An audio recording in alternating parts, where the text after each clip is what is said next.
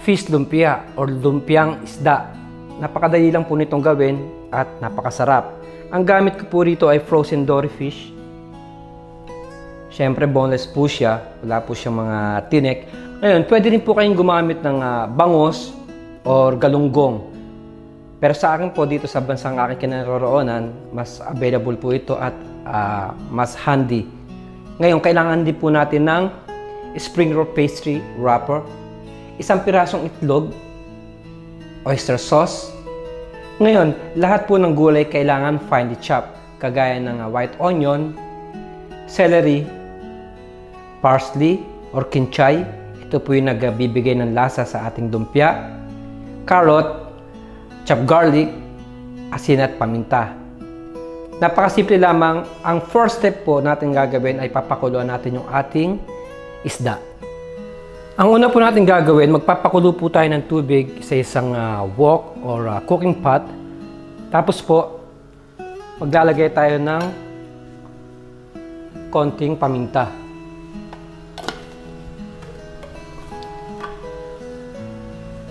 Asin. At ilalagay na po natin yung ating isda. Kagaya na sinabi ko kanina, pwede kayong gumamit ng bangos or galunggong. Lulutuin ko lang siya ng mga 5 minutes. Tapos po, pupunta na tayo sa ating second stage.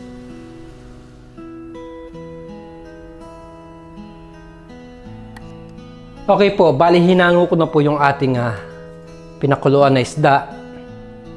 Tapos po, itatransfer ko lang siya sa isang malaking plato. At kukuha po tayo ng tinidor. Gagawin natin, tudurugin lang natin siya.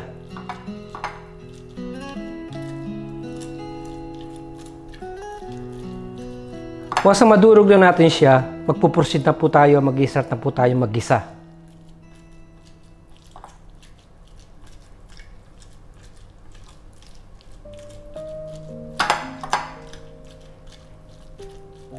Ngayon naman po, nagpapainit na ako ng mantika.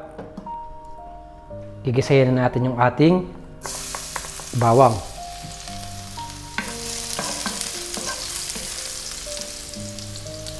Lagay ko na rin kaagad yung ating celery.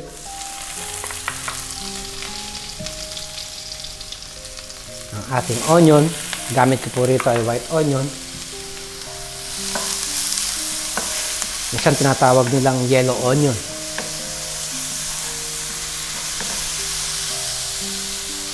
Lalagay ko na rin yung ating carrot.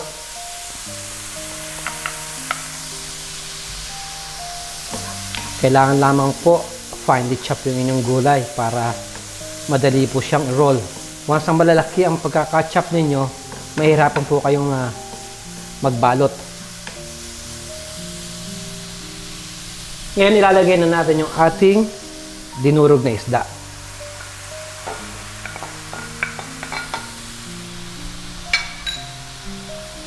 Titimplahan natin ng asin at paminta. At ang pampalasa, ang oyster sauce. Lulutuin ko lang siya ng mga 2 to 3 minutes. Tapos po, hahanguin ko na siya. Papalamigin natin siya at mag-i-start na po tayo magbalot.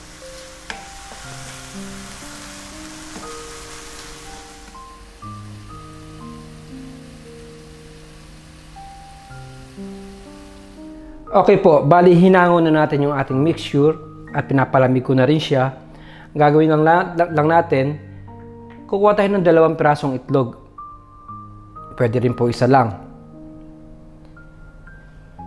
Kasi po, yung isa, kinuha ko yung egg white. Yun ang magiging paste natin.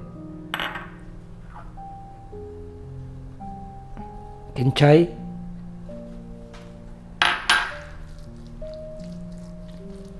Haluin lang natin siya.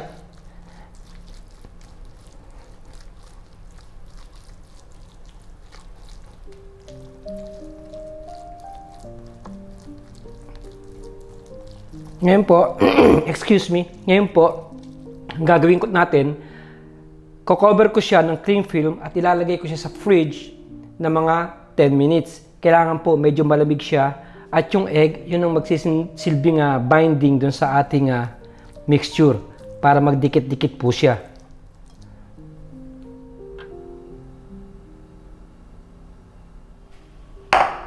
Mag-i-start na po tayo magbalot. Tanggalin ko na yung aking cling film. Bali halos sa 10 to 15 minutes siyang nasa fridge. So ngayon, kukunin natin yung wrapper. Hinimay ko na rin po siya. Bali ito po 50 piraso. Tapos ito po yung ating paste, yung egg white. Kukuha lang tayo ng 1 piraso. At kailangan din po natin ng kutsara.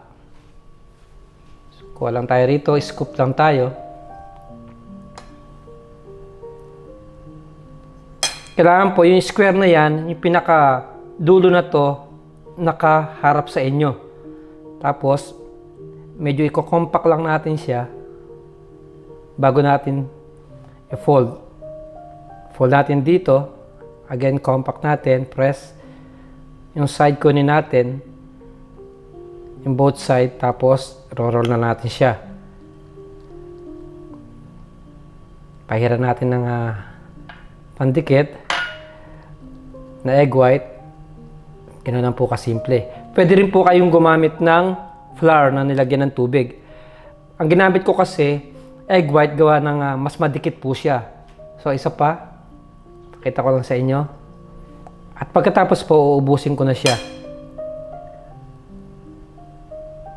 So, position natin. Kailangan naka-compact talaga siya. Pwede rin itong unahin, magkabila, pwede rin ito. So, kanina inuna ko to. Ngayon, pwede rin dito. Tapos, fold, roll. Pandikit. Yan. So, ubusin ko lang po siya at pagkatapos po, mag-i-start na po tayong magprito.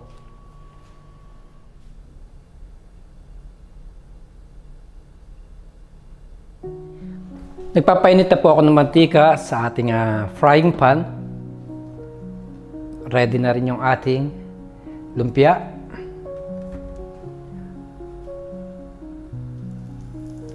So, yan, kailangan po nasa medium heat lang kayo. Para hindi ka agad masunog yung ating wrapper. Lulutuin ko lang siya siguro ng mga 3 minutes dahil ready to eat naman yung ating mixture. Kailangan lang na mag golden brown yung ating pambalot.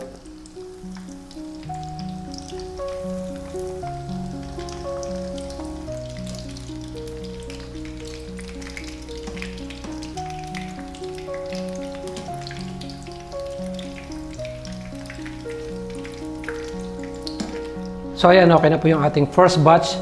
Lalagyan lang natin ng tissue yung ating plates para ma-absorb po yung excess oil. Pagkatapos po nito, magpo-proceed na tayo sa ating second batch. Hanggang sa maubos lahat ng ating binalot na fish lumpia.